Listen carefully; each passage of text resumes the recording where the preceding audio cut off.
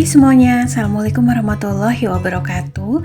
Apa kabar teman-teman di sore hari ini? Mungkin aku up video ini sekitar maghrib atau isya ya. Teman-teman, ini kegiatan aku di sore hari. Jadi aku lagi nyiapin menu masakan untuk makan malam nanti. Dan kali ini aku bikin menu masakannya yang simple aja sih. Cuma kayak balado telur, nanti bikin tempe mendoan. Nah, untuk teman-teman sendiri menu masakan hari ini apa nih? Bisa ya komen di kolom komentar.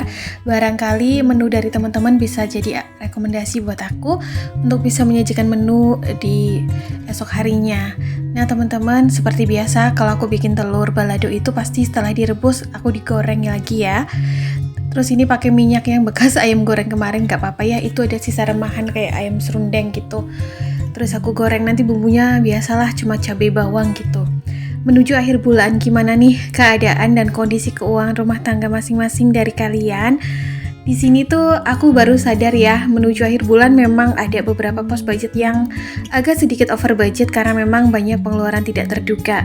Begitupun dengan aku, jadi mau nggak mau nih keluarin budget yang cukup besar. Sebenarnya ini hal yang banyak terjadi, nggak cuma aku ya, tapi sebelum aku juga teman-teman juga pada komen bahwa menuju akhir tahun ini tuh malah justru banyak pengeluaran tak terduga.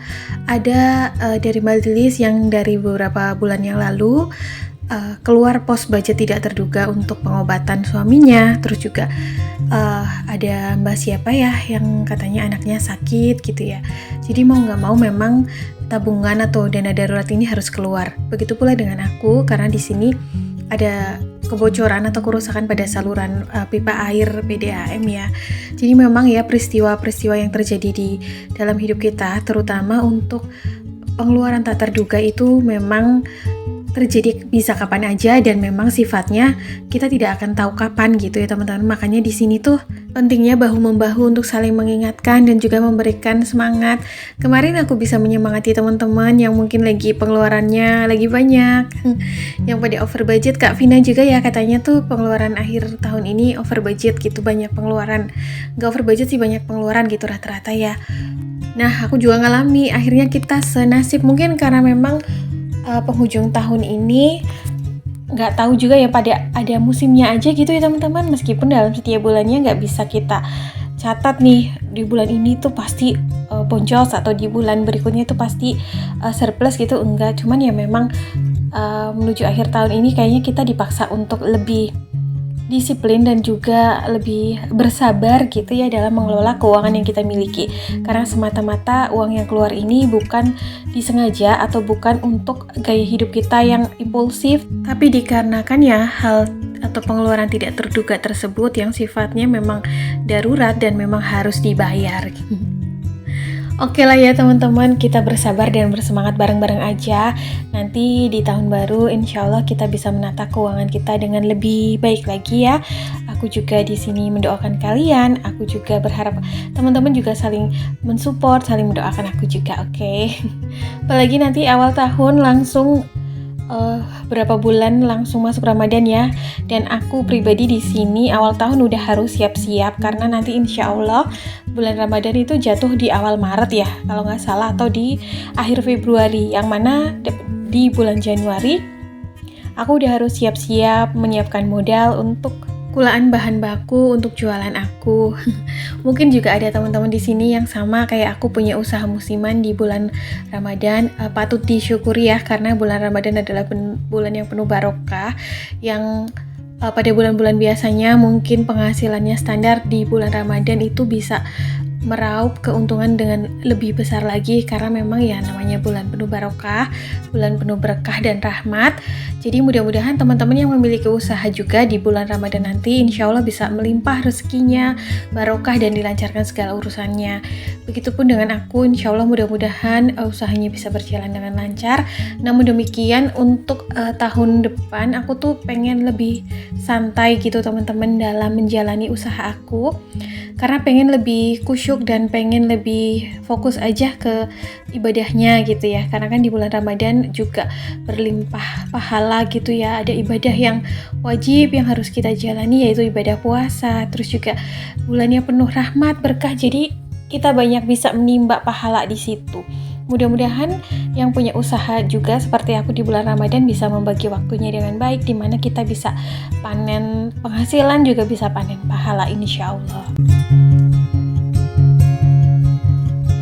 Nanti ya insya Allah juga aku share videonya untuk persiapan-persiapan usaha atau jualan aku spill gitu ya kayak tahun kemarin. Cuman tahun kemarin memang lebih fokus di usaha kuehnya, jadi parselnya tuh baru memulai dan ternyata tuh antusias dari customer itu lumayan bagus teman-teman. Jadi kemungkinan untuk tahun depan Ramadannya aku fokusin juga di usaha parselnya, justru nanti di kue keringnya mungkin aku agak sedikit batasi karena kalau yang namanya kue kering itu membutuhkan tenaga yang lebih ya teman-teman. Terus juga suami aku tuh nggak mau ditinggal gitu loh, sedangkan aku kan kadang butuh bala bantuan gitu ya, yang bisa bantu ya kadang keluarga gitu. Sedangkan kalau mau digarap di tempat orang tua kasihan suami aku juga karena kerjaannya kan di sini di daerah tempat tinggal kita gitu, jadi kejauhan kalau pulangnya ke tempat orang tuaku.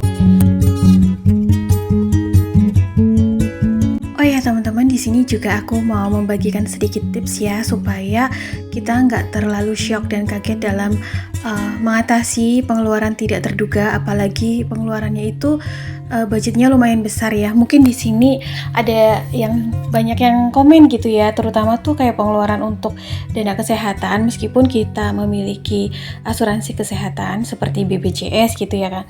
Tapi kalau misalnya ada anggota keluarga kita yang dirawat di rumah sakit, biasanya kan juga membutuhkan budget untuk akomodasi pulang pergi ke rumah sakit, terus juga beli makan, perawatan di luar biaya kesehatan itu ya. Jadi memang yang namanya kita menyisihkan sebagian penghasilan kita untuk ditabung untuk pos budget dana darurat atau tabungan dana darurat ini sangat penting ya, karena memang dari dana darurat tersebutlah yang bisa menolong kita di saat masa-masa tersulit kita. Karena untuk di zaman sekarang rasa-rasanya itu kalau misal mau minta tolong ke orang lain ya nggak bisa gitu ya, prosentasenya itu kecil. Jadi ya mau nggak mau kita harus mandiri, karena bukan hanya masalah antar personal, tapi juga memang di zaman sekarang ini untuk kondisi penghasilan atau kondisi ekonomi keuangan itu kan rata-rata juga sedang stagnan, di mana memang untuk penghasilan ekstra itu sangat sulit ditambahkan ya, atau sulit mencari penghasilan tambahan gitulah di zaman sekarang. Jadi mau nggak mau kita tuh harus mandiri gitu dalam mengelola keuangan yang kita miliki. Artinya kita itu dituntut sadar dan juga bijak dalam menyikapi kondisi kehidupan di zaman sekarang, di mana memang rata-rata sekarang tuh banyak sekali hal-hal yang membuat kita menjadi individu yang konsumtif, menjadi individu yang lebih konsumerisme gitu ya, karena banyaknya suguhan-suguhan yang dihadirkan terutama dari dunia digital atau dunia maya yang seringkali menggoda kita untuk bisa mengeluarkan uang lebih, padahal sebenarnya pengeluaran tersebut tidak termasuk pada pos budget kebutuhan atau sesuatu yang sebenarnya tidak kita butuhkan. Tapi yang namanya iklan kadang-kadang kan memang menyuguhkan sesuatu yang menarik ya, jadi itu kita membeli barang keinginan, bukan barang kebutuhan. Nah kadang-kadang kondisi tersebut kalau dilakukan secara berulang-ulang dan seringkali juga akan menghambat penambahan dana darurat atau tabungan dana darurat yang kita punya, yang sebenarnya malah dari pos budget tersebut bisa sangat membantu kondisi kita di saat tersulit kita. Jadi memang mau nggak mau ya sama sekarang tuh kita harus lebih bijak dalam mengendalikan ego, dan juga keinginan kita harus dituntut wajib bisa memfilter mana-mana saja yang harus masuk pada pikiran kita atau mana-mana saja yang seharusnya kita skip gitu ya teman-teman. Jadi dampaknya kan memang sudah benar-benar segala sesuatunya itu dipasarkan secara bebas, karena sekarang juga proses transaksi perbelanjaan itu sangat mudah, rata-rata dilakukan secara online.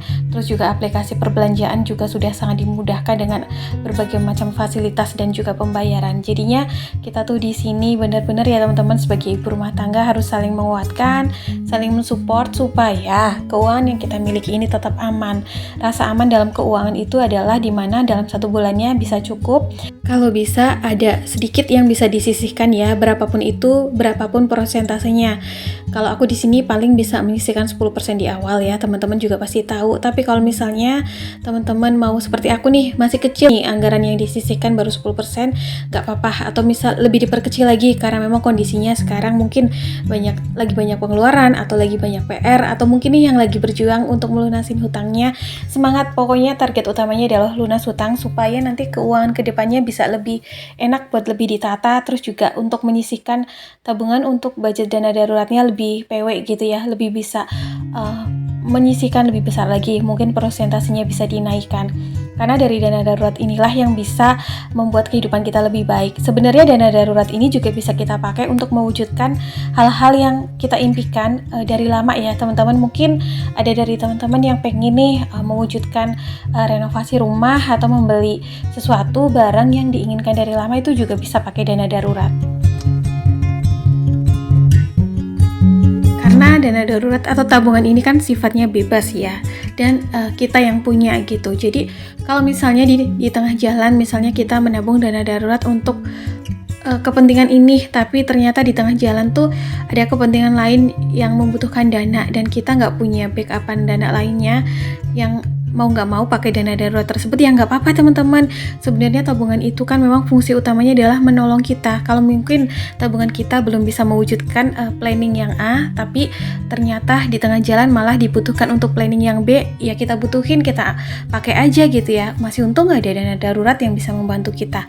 Coba bayangin aja kalau nggak ada, bakalan lebih repot lagi ya. Kita juga jangan sepelein uang receh, uang kembalian, baik pecahan 2.000, 1.000, 5.000, kumpulin aja kalau memang nganggur, atau mungkin bisa dibelanjakan dari pecahan yang kecil, jadi nanti pecahan yang lebih besar lebih aman gitu, lebih ke save. Jadi menuju akhir tahun kita semangat bareng-bareng ya. Mudah-mudahan di awal tahun dan tahun baru nanti keuangan kita bisa lebih baik secara keseluruhan. Amin, dan kondisinya bisa lebih baik daripada tahun ini. Oke, sampai di sini dulu video aku hari ini. See you next video. Assalamualaikum. Bye.